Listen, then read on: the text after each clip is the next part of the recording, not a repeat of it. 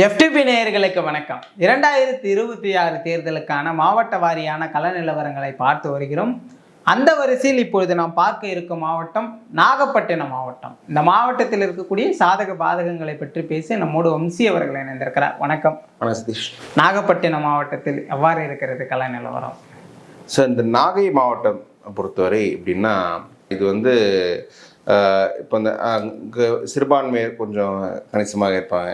இது இல்லாமல் இந்த பகுதிகளில் இந்த கம்யூனிஸ்ட் கட்சிகளில் இந்த ஆதிக்கம் 60கள் தொடங்கி நல்லாவே இருக்கும். இந்த டெல்டாவோடைய ஒரு எக்ஸ்ட்ரீமில் தஞ்சாவூரில் அந்த பக்கம் இருக்காது. பட் இந்த நாகப்பட்டினம் இந்த சைடில் கொஞ்சம் ஸ்ட்ராங்காக இருக்குவாங்க. ஸோ அப்படிப்பட்ட ஒரு பகுதி நாகப்பட்டினம் டிஸ்ட்ரிக்ட்டு. இதில் 3 தொகுதிகள் இருக்குது. நாகப்பட்டினம், கீழ்வேலூர், அப்புறம் வேதாரண்யம். இந்த நாகப்பட்டினத்தின் எடுத்துட்டோன்னா, இங்கே காங்கிரஸ் கம்யூனிஸ்ட் தான் பாலிடிக்ஸாக இருந்தது. திமுக கொஞ்சம் பென்ட்ரேட் பண்ணாங்க. அது 71 அந்த இந்திரா காந்தியை வச்சு 71 ஜெயிக்கிறாங்க. அப்புறம் 77 முதல் கம்யூனிஸ்ட் தொடர்ந்து வெற்றி பெற்று வந்தாங்க. 91 தான் முதல் முறை அதிமுக இங்கே வெற்றி பெற்றது. அப்புறம் 96 திமுக ஜெயிக்கிறாங்க. 2001 அதிமுக, 6 திமுக கூட்டணியில் கம்யூனிஸ்ட்டு, 11, 16 இந்த அதிமுக மனித மக்கள் ஜனநாயக கட்சியின் தமிழ் முன்னாள் சரி முஸ்லீம் வேட்பாளர் ஜெயிக்கிறாங்க. 21 விசிகாவை சேர்ந்த ஆலு ஷானவாஸ் ஒரு முஸ்லீம் கேண்டிடேட் வச்சு ஜெயிக்கிறாங்க. ஸோ கம்யூனிஸ்ட்டை தாண்டி கொஞ்சம் முஸ்லீம்கள் ஆதிக்கத்தில் அப்படி ஷிஃப்ட் ஆகுது தொகுதி. ஸோ இந்த 2011 எப்படி போச்சுன்னு பார்த்தோன்னா, அதிமுகவை சேர்ந்த ஜெயபால் இங்கே போட்டியிடுறாரு. 51% எடுத்துறாரு. திமுகவை சேர்ந்த முகமது ஷேக் தாவூத் என்றவர் 46%, 47% எடுத்துடுறாரு. பிஜேபி அவங்க இங்கே ஒரு 2000 ஓட்டு குறைஞ்சு எடுத்தாங்க. ஒரு 1.5% மட்டும் எடுத்திருக்காங்க. 16 என்ன ஆகுதுன்னா, அதிமுக சேர்ந்த தமிழ் முன் அன்சாரி 48% எடுத்துடுறாரு. திமுக கூட்டணியில் மனிதநேய மக்கள் கட்சி கண்டெஸ்ட் பண்ணுறாங்க. அவங்க 33% எடுக்கிறாங்க. மனிதநேய மக்கள் கட்சி அன்றைக்கி சொந்த சின்னத்தில் நிற்கிறாங்க. அவங்க உதயசூழல் நிற்கலை. கம்யூனிஸ்ட் கட்சி அவங்க ஒரு 8% இங்கே எடுத்துடுறாங்க அந்த மக்கள் நல கூட்டணியிலங்க. பாஜக கொஞ்சம் 4.5% எடுத்துருங்க. ஏன்னா இங்கே முஸ்லீம்ஸ் கொஞ்சம் கணிசமாக இருக்குன்னா அந்த மாதிரி பகுதியில் பாஜக கொஞ்சம் வளரும். அவங்க 4.5% எடுத்துடுறாங்க. இப்போது 21 என்ன அதுன்னு இந்த கம்யூனிஸ்ட் திமுகவோட வருது. விசிகாவும் இப்போ இருக்காங்க இங்கே. ப்ளஸ் பாஜக அதிமுகவோட இருக்கும்போது இங்கே எப்படின்னா, ஆலு ஷானவாஸ் 46% எடுத்து ஜெயிக்கிறார். அந்த கம்யூனிஸ்ட் ஓட்டு அப்படியே திமுக ஃபுல்லாக ட்ரான்ஸ்ஃபர் ஆகிடுது. தமிழ் முன்னணி சரி எடுத்து 48% ஓட்டில் முஸ்லீம் ஓட்டு இருக்கும். அதில் கணிசமாக இங்கே ட்ரான்ஸ்ஃபர் ஆகிடுது. அதில் 46% போகுது. அதிமுக அப்போவும் 41% எடுக்கிறாங்க. ஒன்று விசிகான்றதால அந்த சிம்பிள் இஷ்யூஸ்னு இந்த 1 இயர் பேஸ்டு அந்த கன்சல்டேஷன் பண்ணிடுறாங்க. இது இல்லாமல் அவங்க ஒரு முஸ்லீமுக்கு எதிராக ஹிந்து கன்சல்டேஷனும் பண்ணியிருக்காங்க. அதுவும் கொஞ்சம் பிஜேபி இருந்தாலும் பண்ணுறாங்க. அவங்க 41% எடுத்துடுறாங்க. நாம் தமிழர் இங்கே ஃபஸ்ட்டு தேர்தலில் எங்கள் 1500 ஓட்டு எடுக்கிறாங்க. 1% ஓட்டு. அவங்க கிட்டத்தட்ட 7% கிட்ட இந்த இதில் ஒரு 7 மடங்கு வளர்ந்து 21 வர்றாங்க.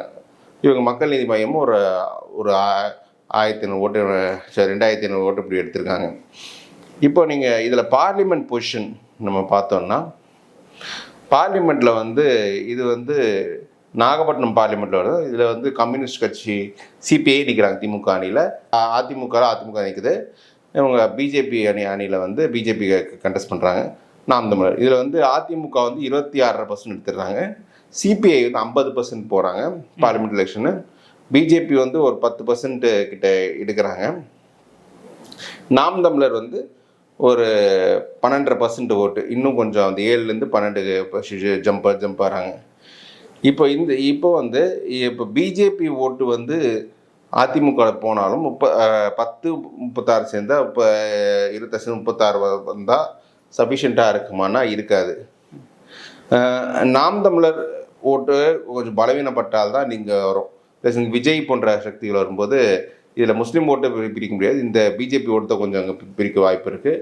ஸோ அதனால் இதில் கொஞ்சம் திமுக நீங்கள் இந்த தொகுதியில் கம்ஃபர்டபுளாக தான் இருக்குது. ஏன்னா அந்த டெமோக்ராஃபிக்ஸ் எப்படி. அடுத்து கீழ்வேலூர் தொகுதி பார்க்கலாம். கீழ்வேலூர் 2008 டீலிமிட்டேஷனுக்கு அப்புறம் தான் ஃபார்ம் பண்ணுறாங்க. 11 சிபிஐ ஜெயிக்குது, 16 திமுக, அப்புறம் 21 மீண்டும் சிபிஐ ஜெயிக்கிறாங்க. இப்போ 11 தேர்தல் பார்த்தோன்னா சிபிஐ இப்போ அதிமுக கூட்டணி நிற்கிறாங்க, கிட்டத்தட்ட 49% ஓட்டு ஜெயிக்கிறாங்க. திமுக சேர்ந்த மதிவாணன் அவங்க கிட்டத்தட்ட 48 ஓட்டு அவங்களுக்கு கிடைக்குது.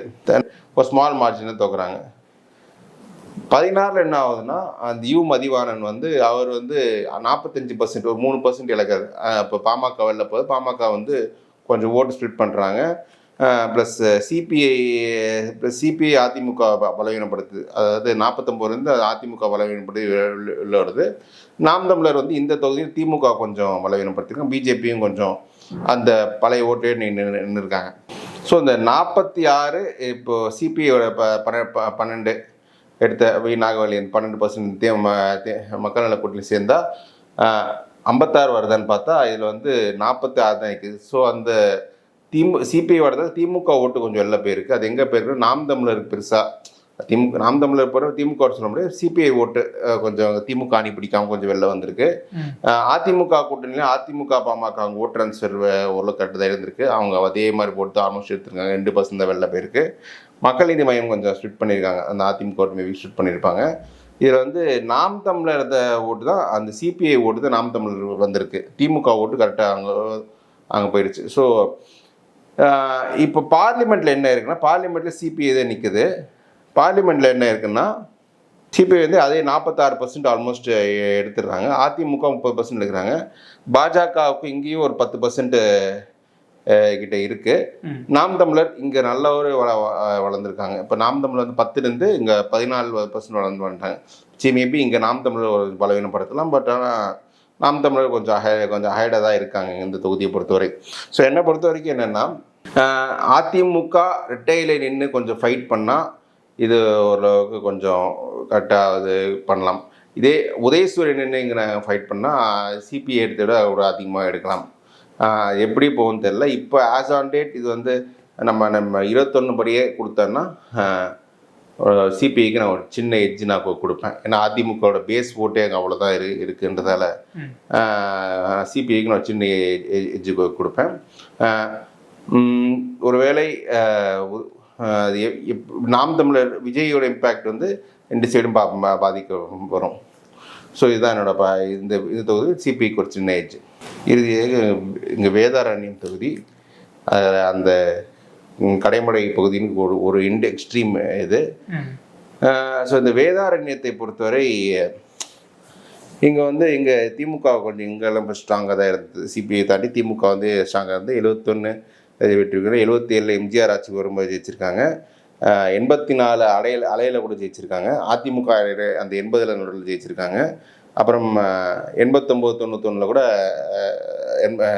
காங்கிரஸ் வெற்றி போய் 89 காங்கிரஸ் வெற்றி போயிட்டு 91 வந்து அதிமுக கூட்டணி காங்கிரஸ்.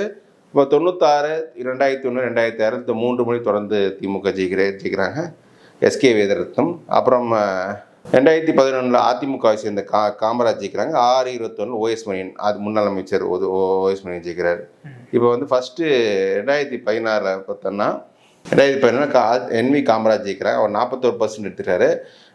எஸ்கே வேதத்துக்கு அப்போ திமுக சீட்டு கிடைக்கலனால வெளில வந்து அவர் தனியாக நினைக்கிறேன், கிட்டத்தட்ட 33% இண்டிபெண்ட் எடுக்கிறார். ஸோ அவருக்கு அப்போ அன்றைய தினம் கனெக்ட் இருந்தது. பாமக வந்து திமுக அணியில் 17% தான் அன்றைக்கி எடுக்கிறாங்க. ஓகே, இதில் வந்து இப்போ 2016 என்ன ஆகுதுன்னா, ஓஎஸ் மணியன் அதே 41% அவர் எடுத்துடுறாரு. திமுக கூட்டணியில் பிவி ராஜேந்திரன் 89, 91 ஜெயிச்ச கேண்டிடேட், காங்கிரஸ் கேண்டிடேட் சீட்டு கொடுக்குறாங்க. அவர் 26% தான் எடுக்கிறாரு. எஸ்கே வேதரத்னம் அன்றைக்கி பிஜேபியில் எஸ்கே வேதரத்னம் அன்றைக்கி மோடியே கேம்பெயின் பண்ண வந்தார். அவர் வந்து கிட்டத்தட்ட 25% அவரும் எடுத்துடுறாரு. அப்புறம் தேமுதிகக்கு ஒரு 3%, நாம் தமிழருக்கு 1% கீழே தான் இருக்குது. பாமக 1.5% தான். 21 என்னாச்சுன்னா எஸ்கே வேதரத்னம் மீண்டும் திமுகவில் இணைகிறாரு. இணையும் போது என்னென்னா அவர் வந்து 42% எடுத்துடுறாரு. அவர் வந்து அவரோட இண்டிவிஜுவலான ஒரு இப்போ அவரோட இண்டிவிஜுவல் 25% எடுத்துருக்காரு. இது இல்லாமல் காங்கிரஸ் எடுத்த ஒரு 25 மொத்தமாக 50 வரணும். பட் 42 8% வெளில வந்து வந்திருக்கு. அது ஓஎஸ் மணியன் அந்த அமைச்சராக இருக்கிறவர்களை இருந்தாலும் அவர் ஒரு ஆர்கனைஸ் பண்ணி இந்த 8% வெளில எடுத்துட்டாரு. அது திரும்ப வந்ததில் ஓரளவுக்கு அது டிரான்ஸ்ஃபர் ஆகலை. ஸோ அதில் ஓஎஸ் மணியன் ஜெயிச்சிடறாரு. நாம் தமிழர் கொஞ்சம் ஓட்டு இன்க்ரீஸ் பண்ணியிருக்காங்க. அதாவது இந்த பாமக இவங்க தேமுதிக ஓட்டலாம் அப்போ நாம் தமிழர் பக்கம் கொஞ்சம் அங்கே மாட்டின வீசி செட் ஆயிடுச்சு. இந்த தொகுதியில் பார்லிமெண்ட் பொசிஷன் என்னன்னு பார்த்தோன்னா, பார்லிமெண்ட்டில் இங்கே அதிமுக 30% இங்கே வருது. அதிமுக சிபிஐ வந்து 39% எடுத்திருக்காங்க. பிஜேபி 13% தான் இருக்குது. நாம் தமிழர் 15%. இன்னும் கொஞ்சம் அவங்க நாம் தமிழர் ஒரு நல்ல வளர்ச்சின்னா ஒரு 21 10,000 ஓட்டு தான் எடுத்த நாம் தமிழர் வந்து பார்லிமெண்ட்டில் வந்து 21,000 ஓட்டு எடுத்திருக்காங்க. ஸோ நாம் தமிழர் நல்ல வளர்ச்சி இருக்குது. ஸோ இது வந்து ஒரு ரொம்ப டைட் ஃபைட்டு தான் இருக்கும். பட் ஓஎஸ் மணியன் கொஞ்சம் அவர் கொஞ்சம் லோக்கலில் கொஞ்சம் கனெக்ட் நெட்ஒர்க் இருக்குது. முன்னாள் அமைச்சராக இருந்ததால் ஓஎஸ் மணியன் நீங்கள் வெற்றி பெற வாய்ப்பு இருக்குதுன்னு நினைக்கிறேன். ஸோ அதிமுகவுக்கு ஒரு எட்ஜ் கொடுக்குறேன். எஸ்கே திரும்ப கண்டெஸ்ட் பண்ணணும் வாய்ப்பு இருக்குது. ஸோ க்ளோஸ் ஃபைட்டில் அதிமுகவுக்கு எட்ஜ். நாகப்பட்டினம் மாவட்டத்தில் இருக்கக்கூடிய 3 சட்டமன்ற தொகுதிகளுடைய நிலவரத்தை மிக தெளிவாக சொன்னீங்க. அந்த 3 சட்டமன்ற தொகுதிகள் நாகப்பட்டினம், கீழ்வெள்ளூர், வேதாரண்யம். இதில் வந்து நாகப்பட்டினம் திமுக வெற்றி பெறக்கூடிய தொகுதியாகவும், கீழ்வெள்ளூர் வந்து சிபி அதுவும் திமுக கூட்டணியில் அங்கே இருக்கக்கூடிய கட்சி வெற்றி பெறக்கூடிய தொகுதியாகவும், வேதாரண்யம் வந்து அதிமுகவிற்கு ஒரு எட்ஜி கொடுத்துருக்கீங்க. நாகப்பட்டினம் மாவட்டத்தில் இருக்கக்கூடிய கள நிலவரங்களை தெளிவாக சொன்னமைக்கு நன்றி. நம்ம மேலும் ஒரு மாவட்டத்தில் சந்திக்கிறோம்.